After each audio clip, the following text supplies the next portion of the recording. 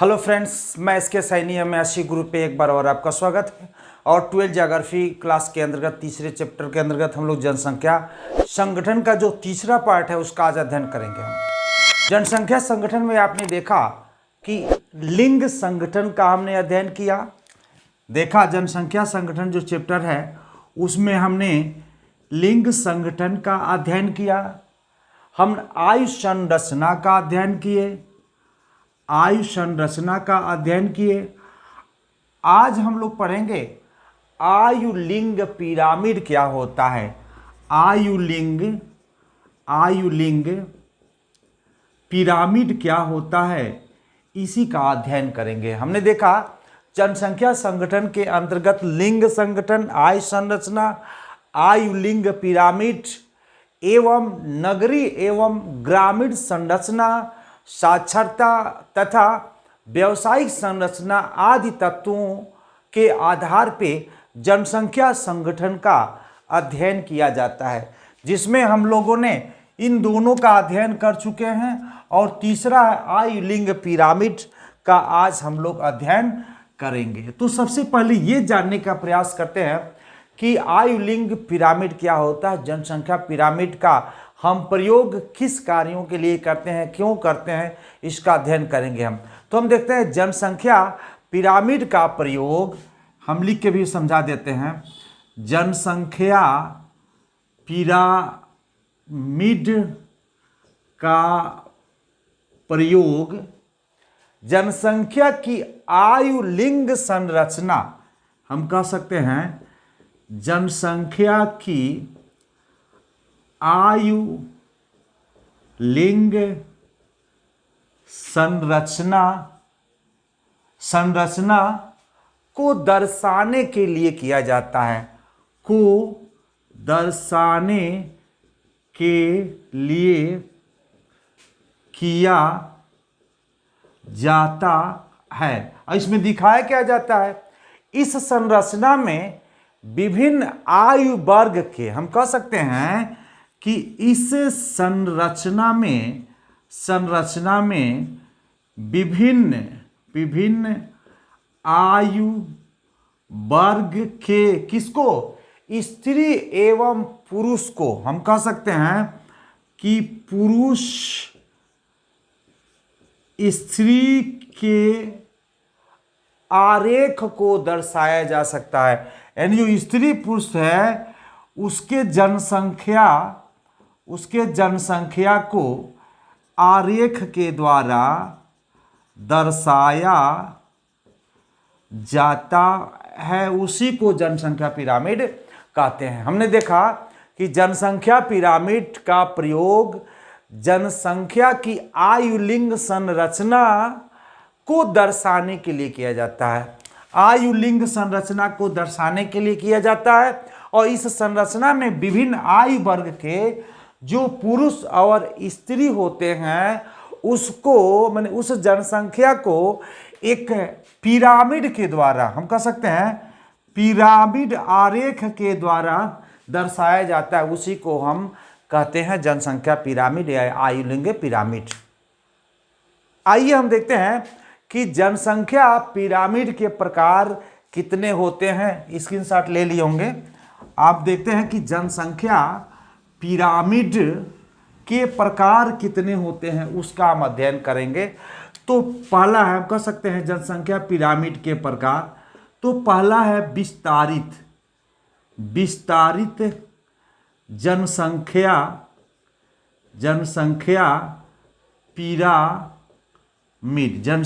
विस्तारित जनसंख्या पिरामिड, स्थिर जनसंख्या पिरामिड। दूसरा है आपका स्थिर जनसंख्या पिरामिड। और तीसरा है ह्रासमान या घटती हुई जनसंख्या पिरामिड। यानी हम कह सकते हैं ह्रास जनसंख्या या घटती हुई जनसंख्या पिरामिड। तो जनसंख्या पिरामिड के कितने प्रकार के हैं, तो 3 प्रकार हैं। पहला कि विस्तारित जनसंख्या पिरामिड, दूसरा स्थिर जनसंख्या पिरामिड और तीसरा ह्रास जनसंख्या पिरामिड। तो आइए हम सबसे पहले देखते हैं कि विस्तारित जनसंख्या पिरामिड क्या होता है, उसी को हम समझने का प्रयास करेंगे। विस्तारित जनसंख्या पिरामिड किसको कहते हैं, इसी को हम समझने का प्रयास करेंगे। दोनों का नेक्स्ट वीडियो में या इसी टॉपिक में हम देखते हैं। मतलब विस्तारित जनसंख्या पिरामिड क्या होता है, ऐसे देश जिनकी जनसंख्या विस्तारित होती रहती है। हम कह सकते हैं अगर कोई ये देश है, इसकी जनसंख्या विस्तारित होती रहती है, इसका मतलब है कि बढ़ती रहती है। अर्थात हम कह सकते हैं ऐसे देश की जनसंख्या क्या होती है, बढ़ती रहती है। उन देशों की जो आयुलिंग पिरामिड है उसका आकार त्रिभुजाकार होता है। यानी हम कह सकते हैं कि ऐसे देश की जो आयुलिंग पिरामिड है, हम कह सकते हैं ऐसे देश का जो आयुलिंग पिरामिड है वो कैसा होता है, पिरामिड वो त्रिभुजाकार होता है। हम कह सकते हैं विस्तारित जनसंख्या क्या होता है, विस्तारित जनसंख्या पिरामिड वो पिरामिड होता है, मतलब ऐसे देश की जनसंख्या विस्तारित होती रहती है, अर्थात हम कह सकते हैं बढ़ती रहती है। और उस देश का जो आयुलिंग पिरामिड होता है वो कैसा होता है, त्रिभुजाकार होता है। कैसा होता है, त्रिभुजाकार होता है। और इसका जो बेस क्या होता है, उसका जो बेस जो होता है चौड़ा होता है। और उसका जो ऊपरी भाग क्या होता है, ये होता है शकरा, यानी पतला होता है। आप देख सकते हैं अगर हम इसको देखते हैं, अगर ऐसे बनाते हैं तो ये पिरामिड की तरह बन जा रहा है और उसका बेस क्या है, चौड़ा है। और जैसे जैसे ऊपर की तरफ बढ़ता गया है वो पतला होता गया है। अगर इस पिरामिड आरेख की हम बात करें तो इसके जो दाएं भाग होता है, इसके दाएं तरफ स्त्रियों की संख्या दर्शाई जाती है और बाएं तरफ जो ये बायां वाला भाग है इसमें पुरुष की संख्या को दर्शाया जाता है। यानी बाएं वाले भाग में पुरुष और दाएं वाले भाग में स्त्री। कभी कभी पूछ देता है ऑब्जेक्टिव में कि विस्तारित जनसंख्या या जनसंख्या पिरामिड के अंतर्गत स्त्रियों को किस तरफ दिखाया जाता, तो स्त्रियों को दाएं तरफ और पुरुषों को बाएं तरफ दिखाया जाता। तो हमने देखा विस्तारित जनसंख्या वाला ऐसे देश होते हैं जिसकी जनसंख्या विस्तारित होती रहती है, बढ़ती रहती है। उसकी जो आयुलिंग पिरामिड होता है वो त्रिभुज के समान होता है, तो आधार बेस उसका चौड़ा होता है और जो ऊपरा जो भाग होता है सकरा होता है। चौड़ा आधार निम्न आयु वर्ग को दर्शाता है। यानी जिस देश का जो जनसंख्या का जो बेस है वो चौड़ा होता है तो वहां की जनसंख्या जो है निम्न आयु वर्ग के होते हैं। लेकिन अब उसका क्या कारण हो सकता है, तो जन्म दर जो होता है, वो जो जन्म दर होता है वो अधिक होता है, जन्म दर उच्च होता है और निम्न आयु वर्ग के लोग वहाँ पे पाए जाते हैं। यानी हम कह सकते हैं कि वहाँ के अधिकतर जनसंख्या हम कह सकते हैं कि 40-45 के एज में ही खत्म हो जाती है और 80 साल या 80 से ऊपर जाते जाते ऐसे लोगों की संख्या कम होती जाती है। वहाँ पे बेहतर स्वास्थ्य न होने के कारण, स्वास्थ्य शिक्षा न होने के कारण, या जो उनकी जो दैनिक दिनचर्या जिसकी ज़रूरत है वो चीज़ें न होने के कारण उनकी जो जीवन प्रत्याशा है वो कम होता है। यहाँ पे देख सकते हैं कि यहाँ इधर हमने स्त्रियों को दिखाया है, इधर हमने पुरुषों को दिखाया गया है। ये आयु वर्ग वर्षों में दिखाया गया, 0 से 4, 4 से 9, 5 से 9, 10 से 14, यानी कह सकते हैं कि 5 से 9 वर्ष, 10 से 14 वर्ष, 15 से 19 वर्ष, 20 से 24 वर्ष, 25 से 29, और ऐसे देखते हैं 80 और 80 से प्लस। यानी इस जनसंख्या को हम अगर देखें तो यहाँ पे देख सकते हैं इधर पुरुषों की संख्या 8 से 8.5 से ज़्यादा है और स्त्रियों की संख्या थोड़ा सा पुरुषों की अपेक्षा कम है। आप देख सकते हैं कि अगर विश्व की जनसंख्या अनुपात की हम बात करते हैं तो अगर लिंग अनुपात की बात करते हैं तो भारत में 1000 पुरुष के पीछे 943 स्त्रियां हैं। और सबसे जो बेहतर स्थिति है वो लाटविया की है, जहां पे 102 महिला पर 100 पुरुष है, यानी स्त्रियों की संख्या 102 है, महिलाओं की संख्या पुरुषों की संख्या 100 है, यानी महिलाएं ज़्यादा हैं और पुरुष कम है। और वहीं आप देखेंगे यूएई की बात करते हैं तो वहाँ पे 311 पुरुष पर मात्र 100 स्त्रियां हैं। यहाँ पे बहुत ज़्यादा प्रतिकूल लिंग अनुपात है, अनुकूल लिंग अनुपात नहीं है। तो यहाँ पे देखेंगे स्त्रियों की संख्या हमेशा कम रहती है, लेकिन हम यहाँ ये बताने वाले हैं कि जन्म दर अधिक होता है, उच्च होता है। देखिए जन्म दर का जो कॉलम है इतना बड़ा है, स्त्री और पुरुष दोनों का। कितना 5 से 9 वर्ष के नीचे जो उनकी स्थिति बहुत हाई है। और जैसे जैसे आप देख सकते हैं एज बढ़ता गया है, हम 50 और 54 की बात करते हैं तो 50 और 54 के सामने आप ये देख सकते हैं तो यहाँ पे पुरुषों की संख्या कम है, स्त्रियों की भी संख्या कम है। अगर इस बेस को देखें और इस बेस को देखें तो काफ़ी डिफरेंस है, यहाँ है और ये यहाँ है। कहने का मतलब है कि 50 से 54 वर्ष के लोगों की संख्या यहाँ पे कम है, यानी जो जीवन प्रत्याशा है वो निम्न है। काफ़ी दिनों तक सभी लोग नहीं जीवित रह सकते हैं। इसी तरह से आपने देखा होगा ऊपर जाते जाते इसमें स्त्री और पुरुष दोनों बहुत कम ही भाग्यशाली वहाँ के लोग हैं जो 80 और 80 प्लस में जीते हैं। तो यहाँ पे देख सकते हैं जो उनका बेस है वो काफ़ी चौड़ा है और जो उसका जो ऊपरी भाग है वो काफ़ी सकरा है। ये बता रहा है कि जन्म दर उच्च है और जो जीवन प्रत्याशा जो उनकी एवरेज रेशियो है वो बहुत कम होता जा रहा है, धीरे धीरे यहाँ पे बहुत कम हो गया है। यानी 80 और 80 प्लस लोगों की संख्या वहाँ पे बहुत कम है और सबसे ज़्यादा वहाँ पे 0 से 4 और 5 से 9 वर्ष के लोगों की संख्या है। उसके बाद ऐसे ऐसे ही उनकी संख्या कम होती जा रही है, जो ये पिरामिड को दर्शा रहा है। इसके बाद हम देखते हैं कि स्थिर जनसंख्या पिरामिड क्या है और ह्रास जनसंख्या पिरामिड क्या है। इतना बात हमारा समझ में आ गया होगा कि अब ये कौन से ऐसा देश है जो इस तरह के उदाहरण आपको मिलेगा। तो बांग्लादेश और नाइजीरिया, ये जो बनाया गया है ये नाइजीरिया का 2003 का एक एग्जाम्पल लेके हम बनाए हैं। तो जो नाइजीरिया है, बांग्लादेश है और मैक्सिको है, ये जो तीनों देश हैं ये कम विकसित देश हैं जिसमें इस तरह की स्थितियां पाई जाती है। कौन है? नाइजीरिया है, साफ साफ लिख देते हैं, समझ में नहीं आ रहा था। नाइजीरिया और बांग्लादेश, हम कह सकते हैं मैक्सिको है। ये तीनों देश अल्प विकसित, कम विकसित है।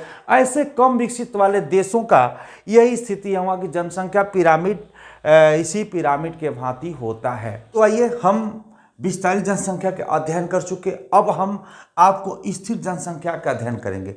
और ये जो डायग्राम आपको यहाँ पे बना रखे हैं वो स्थिर जनसंख्या का एक डायग्राम है, यानी आयु लिंग पिरामिड का हम अध्ययन कर रहे हैं।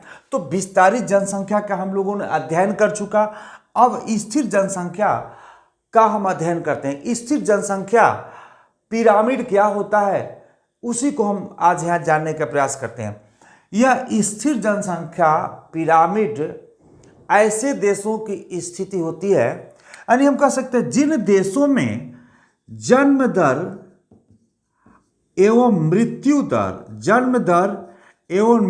दर दोनों क्या हो? समान हो। यानी हम कह सकते हैं जन्म लेने वालों की संख्या 100 हो और मरने वालों की भी संख्या 100 हो। तो यहाँ पे देखेंगे तो शून्य की स्थिति बन रही है। तो जनसंख्या, ऐसे देश की जनसंख्या में न वृद्धि होती है न कमी होती है। वो क्या होता है? वो स्थिर अवस्था में फिक्स हो जाता है, न जनसंख्या घटता है न जनसंख्या बढ़ता है। तो ऐसे देश की जो आयु लिंग पिरामिड होता है वो इस तरह का होता है। यह एक घंटी के आकार का होता है। आयु लिंग जो इनका पिरामिड होता है वह एक घंटी के आकार का होता है, क्योंकि अगर हम देखते हैं यहाँ से अगर ये वाला भाग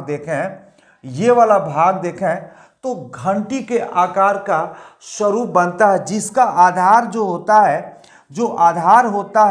क्या होता है, आधार इसका चौड़ा होता है और जो ऊपरी भाग होता है, ऊपर का भाग ये होता है आपका शुंडाकार होता है और इसका स्वरूप एक घंटी के समान होता है। इसी को हम स्थिर जनसंख्या आयु लिंग पिरामिड भी हम कह सकते हैं। यानी स्थिर जनसंख्या पिरामिड की संरचना हम इसी तरह का बनाते हैं। तो 2003 में ऑस्ट्रेलिया के जनसंख्या का जब हम लोगों ने अध्ययन किया था तो उस समय का स्वरूप इसी तरह का है। ऑस्ट्रेलिया के साथ साथ जो पूर्वी यूरोप के अंतर्गत आने वाले देश हैं उन देश की भी स्थिति इसी घंटी के आकार का है। वहाँ का जो जनसंख्या है स्थिर है, इसलिए वहाँ ना घटता है और ना बढ़ता है। इसमें आपको मैंने बताया था कि जब भी हम इस तरह का पिरामिड का अध्ययन करते हैं तो जो बायां तरफ होता है पुरुष होता है और दाएं तरफ होता है स्त्री होता है। कुल जनसंख्या का प्रतिशत आप देख सकते हैं 4%। ये पूरी तरह से स्थिर है जो सामने है। यहाँ पे देख सकते थोड़ा सा बढ़ रहा है और फिर से ये स्थिति की आकार को ले रहे हैं। 80+ की स्थिति में हम देखते हैं तो पुरुषों की संख्या कम है और महिलाओं की संख्या यहाँ पे ज़्यादा है, क्योंकि विकसित देशों में जो जनसंख्या आयु लिंग जो लिंग पिरामिड की बात करते हैं, लिंग की बात करते हैं, तो वहाँ पे स्त्रियों के अनुकूल वहाँ पे होता है। स्त्रियों की संख्या ज़्यादा होती है पुरुषों की अपेक्षा। तो यहाँ पे हम देखेंगे ये स्थिर जनसंख्या का हमने अध्ययन किया। अब तीसरा आता है ह्रासमान जनसंख्या या घटती हुई जनसंख्या, जो हम यह 2003 जापान का इसमें एक अध्ययन करके एक फिगर के द्वारा हम समझाने का प्रयास, जिसमें हम आयु वर्ग वर्ष में दर्शाया दिया गया है, यहाँ पे कुल जनसंख्या प्रतिशत दिखाया गया है। अब इसमें क्या होता है, जिस देश की मृत्यु दर जन्म दर दोनों निम्न पाई जाती है, हम कह सकते हैं ऐसे देश जिनका जन्म दर एवं क्या मृत्यु दर दोनों क्या पाया जाता है, निम्न पाया जाता है, उस देश की जो जनसंख्या या तो शून्य हो सकती है, वहाँ की जनसंख्या या तो शून्य हो सकती है, या तो वहाँ की जनसंख्या स्थिर हो सकती है, या हम कह सकते हैं ऋणात्मक हो सकती है। तो ऐसे देश की जनसंख्या काफ़ी ऋणात्मक अवस्था को प्राप्त करती है। जापान एक इसका जीता जागता उदाहरण है।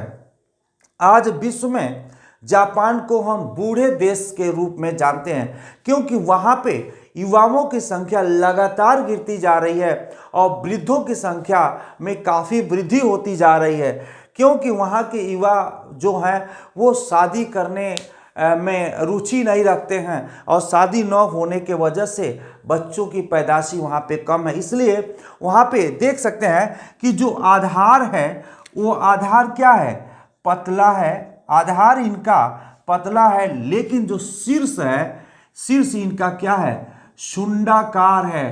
पूछ देता है कि ह्रासमान जनसंख्या के अंतर्गत जो उसका आधार होता है वो चौड़ा होता है या पतला होता है, तो हम कह सकते हैं पतला होता है। जो उसका शीर्ष होता है वो शुंडाकार होता है। यहाँ पे देख सकते हैं बच्चों की संख्या कम है और थोड़ा इसे संख्या उनकी बढ़ती गई है, यानी 0 से 4 वर्ष की संख्या ये है, 5 से 9 वर्ष की ये है, 10 से 14 वर्ष की ये है और 35 से 39 वर्ष।